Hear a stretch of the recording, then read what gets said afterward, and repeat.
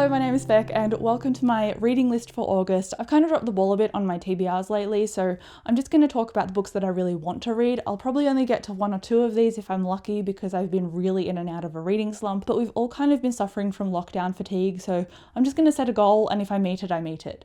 So without further ado, the first book that I want to read in August is Lux by Brandon Sanderson. This is an audiobook and it's the fourth book in the Reckoners series. It's set in Texas though, rather than I think Chicago or New York where the actual original series is. So Steelheart is the first book in that series. It follows David and he is a character who when he's younger he sees his father get killed by a superhero kind of figure called Steelheart, and what has happened is that there's been this giant star called Calamity and it started to give people kind of X-Men like abilities, but we follow David who has a vendetta against Steelheart and so he's trying to look for a way to kill him. So it's a human rebels against superheroes kind of story and I quite liked that. The Reckoners is a complete trilogy and now obviously there's some kind of continuation. It's an audiobook exclusive, so I'm listening to it obviously on Audible, but after a year or so they're going to be printed physically, so naturally I'm going to get that too. Hopefully I can get to it during the month of August because I've been taking a long time to listen to audiobooks lately, so I'm not going to have any other audiobooks on this list. And then next we have finally got an announcement for the next season of The Witcher, which comes out in December on Netflix, and so I thought, you know what, maybe I should read Blood of Elves, which is the first book in the series. There are two novella short story collections before this and I've read both of those, so it's finally time to read Blood of Elves because I've been putting it off and putting it off. It's time. I've got to read it now because season 2 is in December and I would like some more context before I go into the series. Hopefully I like this more than the others because I've given the first two books in the series a 4 stars and then a 3.5. So if this could be a 4 stars, that would be amazing because then I would ideally continue the series as a book as well. And then after that we have a reread because I wanted to reread all of these books in the series before the next one comes out in November, and that is Starsight by Brandon Sanderson. I've got a review for Skyward if you would like to check that out. It is spoiler free. I've done a spoiler vlog for this in the past, but I'm rereading them so I can rehash what's going on in the series before starting the third book that comes out in November called Cytonic.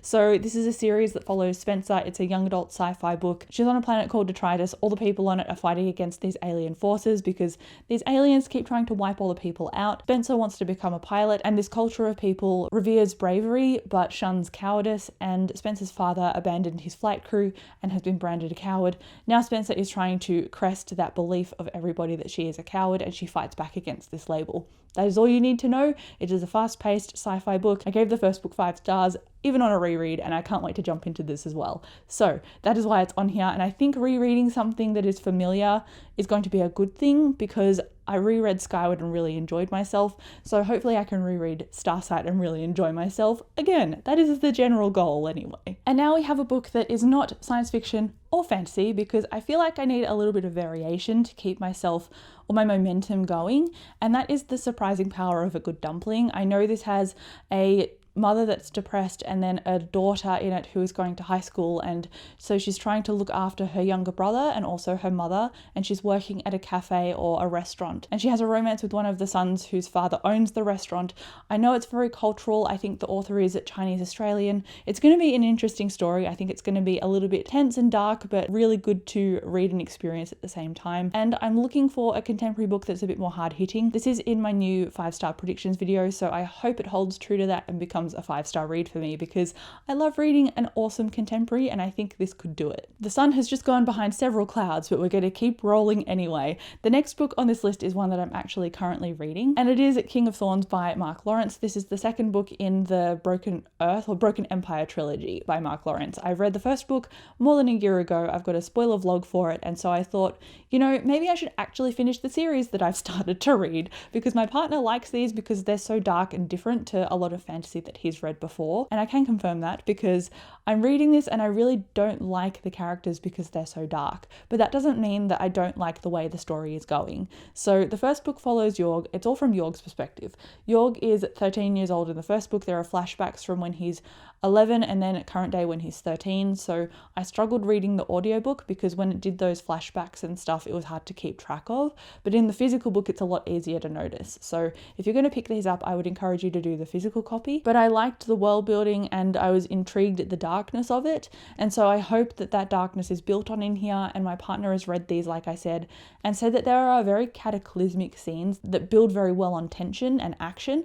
And I'm looking forward to experiencing those.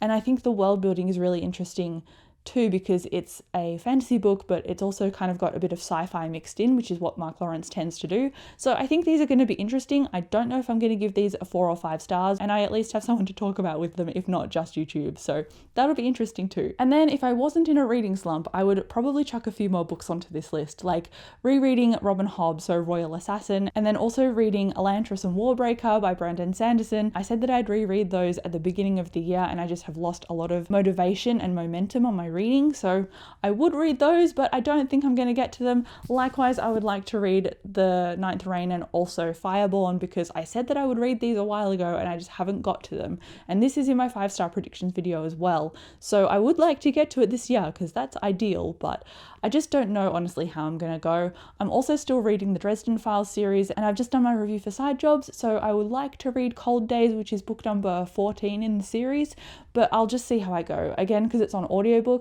and I've already got Lux to read this month, I'm just going to play it by ear and see how things fall. But ideally, I'd like to obviously read more, because usually I would be on 50 plus books by this time during the year.